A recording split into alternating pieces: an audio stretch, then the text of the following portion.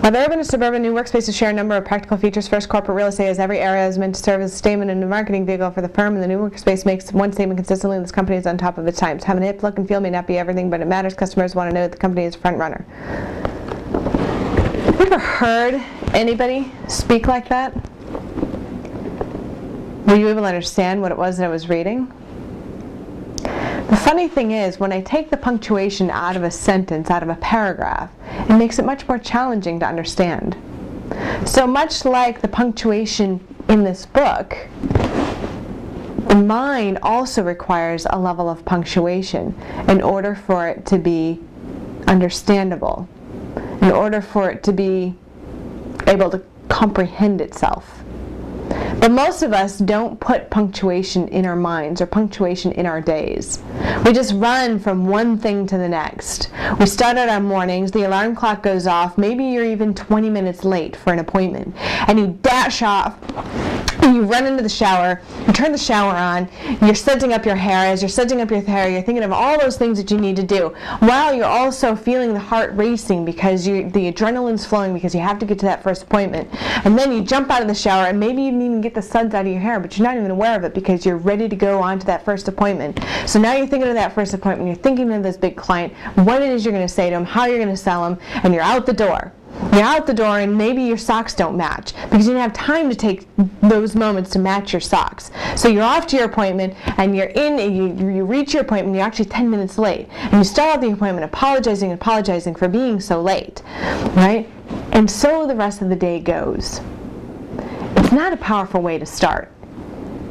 But imagine if you just took a moment, that extra step, right before you stepped into that appointment, to breathe.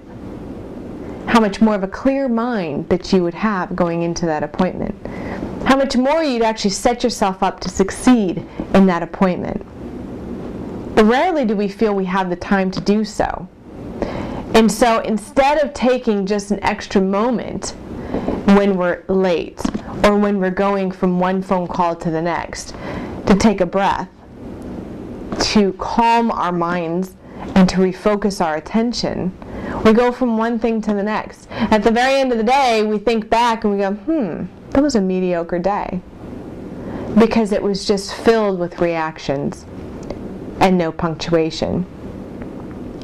So in this session, you're going to learn, much like, basically it's like taking what Ken shared with you in the previous session about stillness. And we're going to bring that down into just a moment's pause.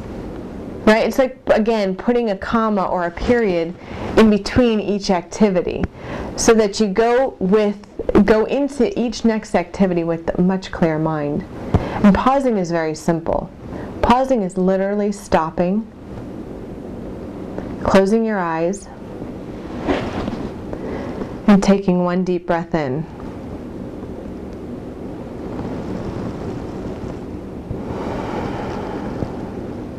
And what that moment does is it actually brings you present again. And it can stop you in your tracks and allow you that little space to refocus your attention on what you're committed to in your next phone call, in your next meeting. What is that thing that you're committed to creating? It's that simple, but you have to take that moment to pause.